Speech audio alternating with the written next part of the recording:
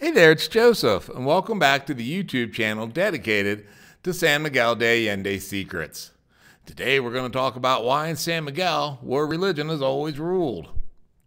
As always, if you need additional information, in the box below, there are links to various websites, including one that'll take you to Amazon.com that offers all 11 best-selling books in the San Miguel de Allende Secrets book series.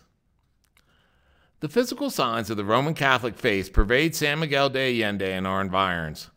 Inquisition/colonial-era churches, neighborhood chapels, wayside shrines, and mountaintop crosses dot the landscape as fiestas and fireworks traipse across the land.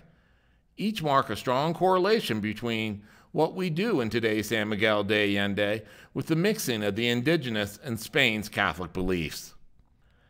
Elements of pre-Hispanic religions persist and express rather than contradict Catholic worldview.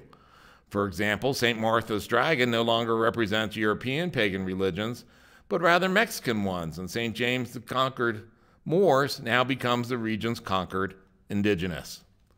The discipline imposed by the missionary friars in the 16th century was severe, but it is clear that the locals responded by reworking Catholic teachings according to their own needs and understanding.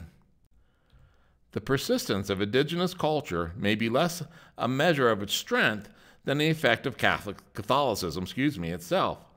For example, missionaries adapted indigenous songs and dances to Catholic rituals with the aim of speeding conversion.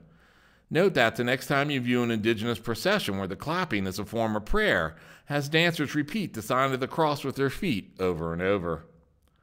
The efforts of the early friars to defend the Atomis, indigenous farmers, and Chichimecas, indigenous hunter-gatherers, against the economic and social abuse by the secular Spaniards further enhanced Catholicism's appeal to the indigenous.